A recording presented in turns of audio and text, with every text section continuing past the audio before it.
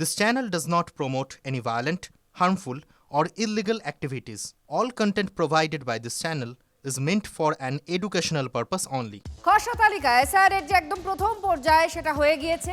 এবার দ্বিতীয় এবং গুরুত্বপূর্ণ পর্যায়ে সেটা হচ্ছে হিয়ারিং বা শুনানি। আর এই শুনানির প্রস্তুতি কমিশন করতে শুরু করে দিয়েছে। হিয়ারিংয়ে কাদের ডাকা হবে সেটা নোটিশ দিয়ে জানাবেন বিএলওরা যাবেন, সেটা নোটিশ সার্ভ করবেন।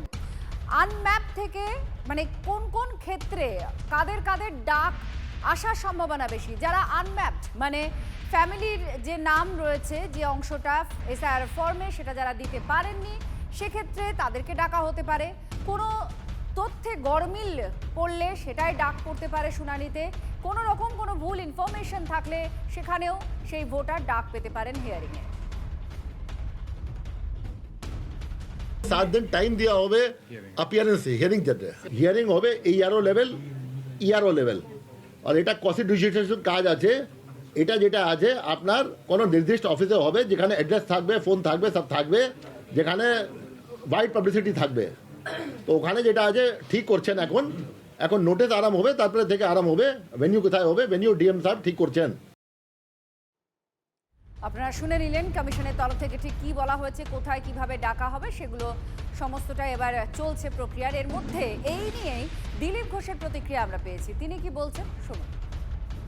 দেখুন, এটা হচ্ছে বিশেষ সংশোধন হচ্ছে, এই ধরনের যত সমস্যা আছে তার সমাধানের জন্য এই এসআইআর করা হয়েছে।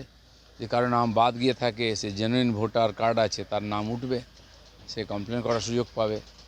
আর এরকম বহু মানুষ আছেন যারা ভোটারের উপযুক্ত নয় বা এই দেশের নাগরিক নয়, তাদের নাম উঠে গেছে, উঠিয়ে দিয়েছে, সেগুলো বাদ যাবে, সেজন্য বিশেষভাবে করা হচ্ছে।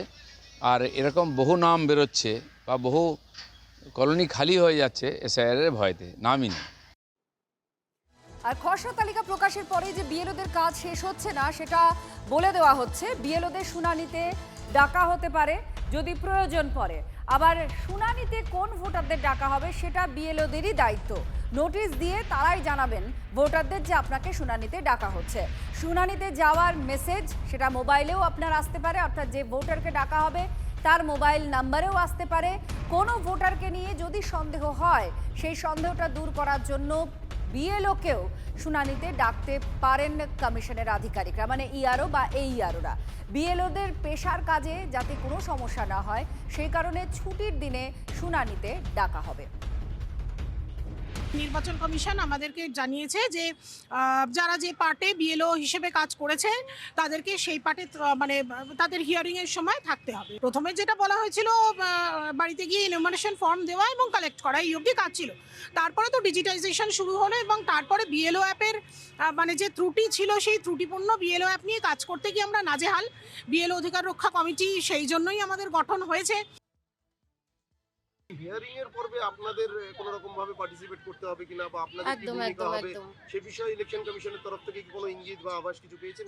আমাদের হ্যাঁ আমাদের জানানো বলতে আমাদের তো ব্লক থেকে অ্যাপয়েন্টটা, ব্লকের পর আমাদের ব্লক থেকে যিনি আমাদের ইআরও আছেন উনি আমাদেরকে বলেছিলেন যে যারা হিয়ারিংয়ে আছে, আমার এরকম হিয়ারিংয়ে আছে 12 জন ক্যান্ডিডেট আমার বুথে। হিয়ারিং পর্বে কি আপনাদের বিএলওদের থাকতে হবে, মানে আপনাদের কি এইভাবে তাদের হিয়ারিংয়ে ডাকা হয়েছে? তখন আমরা জিজ্ঞেস করলাম এই হিয়ারিংয়ের পর্বে কি আমাদেরকে থাকা আবশ্যক?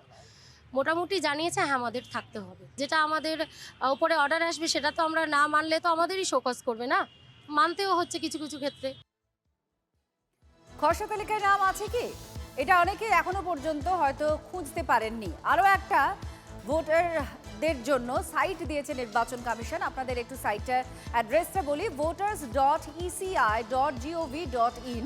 এখানে ই রোল যেটা অর্থাৎ 2026-এর যে খসড়া তালিকা সেটা ডাউনলোড করার অপশন থাকছে। এই ওয়েবসাইটটি সম্পর্কে আপনাদের একটু তথ্য দিই।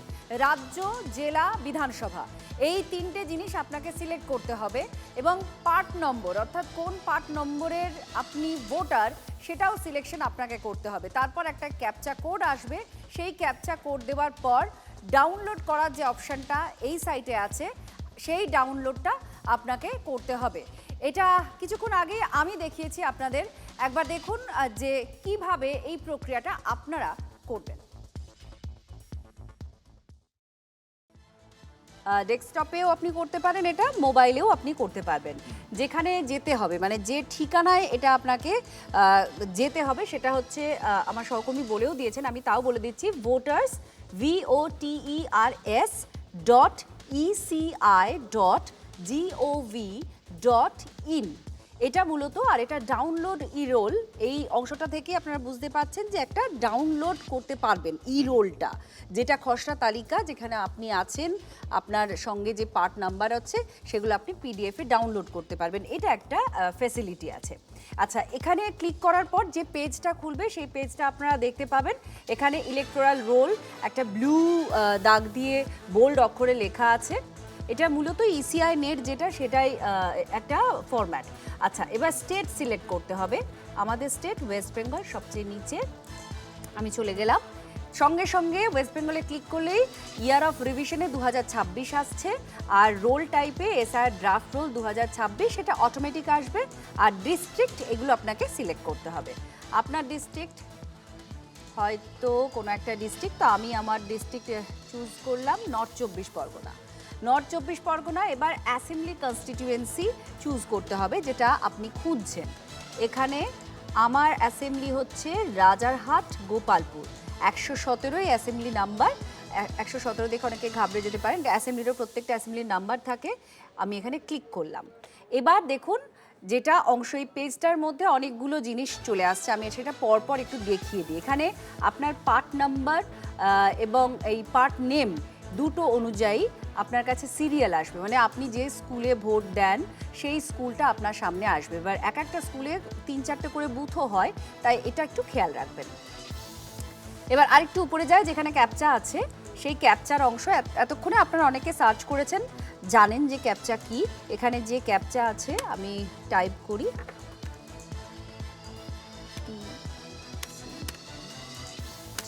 আচ্ছা, ক্যাপচা প্রেস করলাম, তার সঙ্গে সঙ্গে আচ্ছা পার্ট নম্বর আমাকে খুঁজতে হবে। আমার পার্ট নম্বরে আমি যাচ্ছি, আমার পার্ট নম্বর একটু দূরে আছে, সেটা হচ্ছে 213। দেখুন পার্ট নাম্বার এখানে পরপর আসতে থাকবে, 174, 75 এরকম করে। এই যে সাতগাছি ইউপি স্কুল, একটা স্কুলে অনেকগুলো পার্ট আছে, তাই আপনি খেয়াল করে আপনার পার্টে ক্লিক করবেন। ঠিক আছে, ক্লিক এটা সমস্তটা আপনি দিয়ে দিলেন যখন তথ্য। এবার ডাউনলোড সিলেক্টেড পিডিএফে চলে যাবেন, কারণ এটা ডাউনলোড করার অপশন আছে।